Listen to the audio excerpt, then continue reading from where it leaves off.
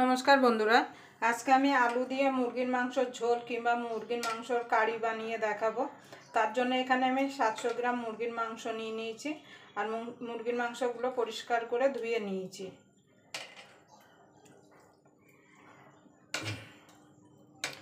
এই আলু দিয়ে মুরগির মাংসের ঝোলটা আপনারা সবাই বানাতে পারেন, কিন্তু আমি কিভাবে বানাবো সেটাই আজকে করে দেখাবো। তার জন্য প্রথম থেকে শেষ পর্যন্ত ভিডিওটা দেখবেন, আশা করি আপনাদের ভালো লাগবে। যদি আলু দিয়ে মুরগির মাংসের ঝোল রেসিপি আপনাদের ভালো লাগে তাহলে অবশ্যই একটা লাইক করে দেবেন, আর আমার চ্যানেলে নতুন বন্ধু হয়ে থাকলে অবশ্যই চ্যানেলটা সাবস্ক্রাইব করে আমার পাশেই থাকবেন, আর পাশের বেল আইকনটা অবশ্যই বাজিয়ে দেবেন আমি যখন কোনো নিত্য নতুন রেসিপি আপলোড করব সবার আগে পাওয়ার জন্য।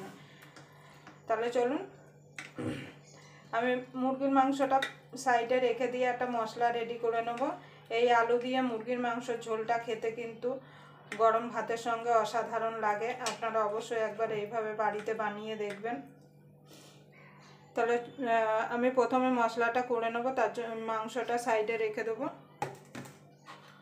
মশলা করার জন্য এখানে নিয়ে নিয়েছি আমি আদা, রসুন, একটা বড় পেঁয়াজ, এখানে নিয়ে নিয়েছি কতগুলো শুকনো লঙ্কা জলে ভিজিয়ে রেখেছি। আমি আদা রসুন পেঁয়াজের সঙ্গে একসঙ্গে শুকনো লঙ্কাটা বেটে নেব। আপনারা চাইলে আলাদাও বেটে নিতে পারেন, আমি মিক্সিতে করে নেব। আপনারা চাইলে শিলনোড়ায়ও বেটে নিতে পারেন। তাই চলুন মশলাটা করে নিয়ে আসি। দেখুন বন্ধুরা, মশলাটা করে নিয়ে চলে এসেছি। এবার আমি রান্নাটা শুরু করব। তার জন্য গ্যাস ধরিয়ে কড়াই বসিয়ে দিয়েছি। এবার কড়াইটা গরম হওয়া পর্যন্ত অপেক্ষা করব।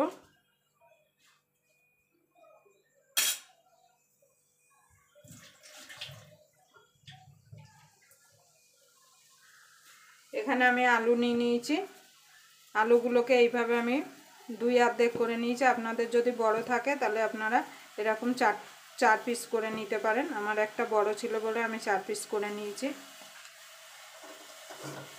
এই আলু দিয়ে মুরগির মাংসের ঝোলটা যারা নতুন একদম রান্না করতে পারেন না তারাও কিন্তু এই ভিডিওটা দেখার পরে রান্না করতে পারবেন। দিয়ে দেবো তেল। আমি সর্ষের তেলে করছি, আপনারা চাইলে সাদা তেলেও করতে পারেন, কিন্তু যে কোনো রান্না কিন্তু সর্ষের তেলে স্বাদটা বেশি ভালো আসে।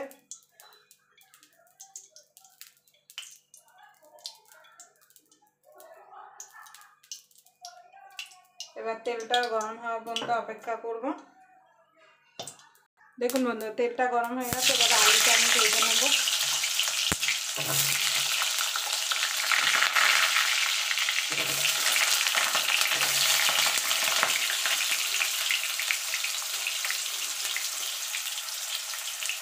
আলুতে দিয়ে দেবো নুন,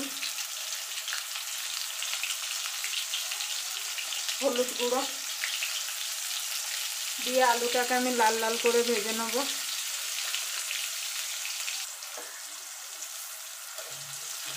এই আলু দিয়ে চিকেনের ঝোলটা আমি একদম সহজভাবে করে দেখাবো, যে কেউ কিন্তু করে নিতে পারবে।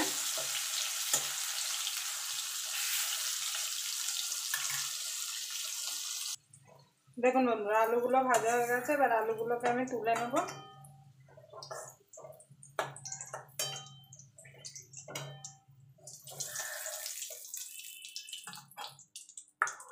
দেখুন বন্ধুরা, আলুগুলো তুলে নিয়েছি। আমি এই তেলেই বাকি রান্নাটা করব। দিয়ে দেবো তেজপাতা 2টো, গোটা গরম মশলা। এবার ফোড়ন থেকে সুন্দর একটা গন্ধ বেরিয়ে এলে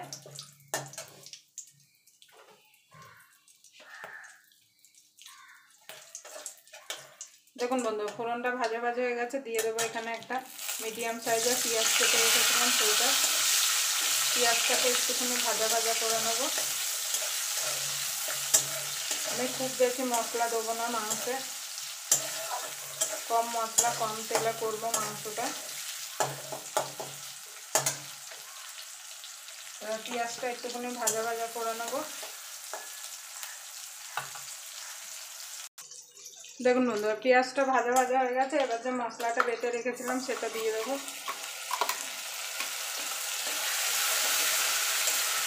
এবার মশলাটা মিনিট দিয়ে একটুখানি কষিয়ে নেব।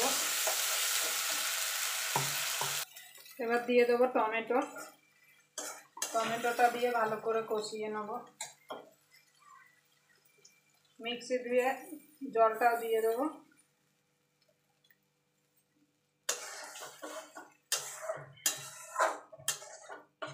তো মশলাটাকে একটু কষিয়ে নেব। এবার এর মধ্যে কিছু গুঁড়ো মশলা দেবো, হলুদ গুঁড়ো, ধনের গুঁড়ো, জিরের গুঁড়ো, স্বাদ মতো নুন,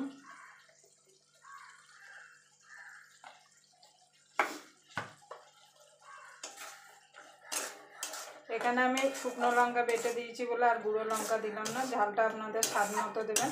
আর আমার কাশ্মীরি লঙ্কাটা শেষ হয়ে গেছে বলে আমি কাশ্মীরি লঙ্কাটা দিইনি, আপনাদের কাছে থাকলে দিয়ে দেবেন।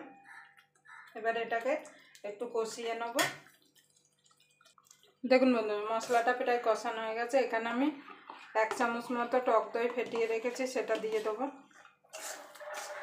দিয়ে ভালো করে মিশিয়ে নেব। টক দই যখন আপনারা দেবেন অবশ্যই গ্যাসটা একদম কমিয়ে টক দই দেবেন।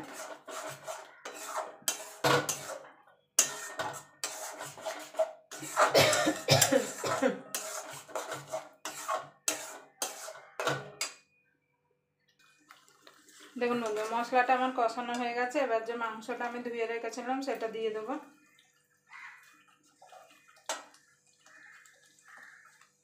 মাংসটা দিয়ে ভালো করে আমি কষিয়ে নেব। যত কষানো হবে তত কিন্তু স্বাদটা বেশি আসবে। কষানোর উপরে কিন্তু রান্নার স্বাদটা আসে। এবার আমি গ্যাসটা লো টু মিডিয়ামে রেখে ভালো করে কষিয়ে নেব।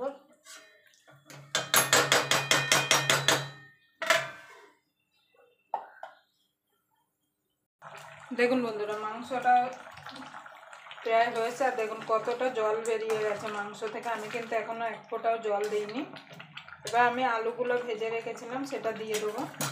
এই টাইমে আলুটা দিলে কী হবে, আলুটা সুন্দরভাবে সিদ্ধ হয়ে যাবে।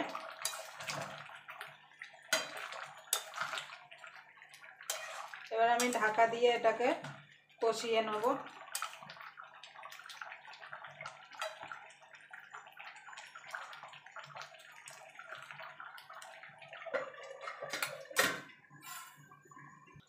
দেখুন বন্ধু, মাংসটা কষানো হয়ে গেছে। এবার আমি জল দিয়ে দেবো। ঝোলটা আপনারা যেমন রাখবেন সেরকম জল দেবেন।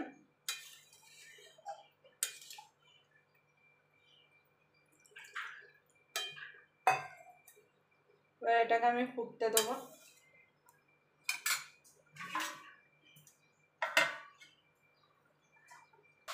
দেখুন বন্ধু, আমার মাংসের ঝোলটা হয়ে গেছে। সামান্য একটুখানি চিনি দিয়ে দেবো। আপনারা চাইলে দিতেও পারেন, নাও পারেন। এবার ভালো করে মিশিয়ে নেব। নুনটা অবশ্যই চেক করে নেবেন। দিয়ে দেবো গরম মশলা। আমি এখানে সানরাইজ গরম মশলা দিচ্ছি, আপনারা চাইলে গোটা গরম মশলা বেটেও দিতে পারেন।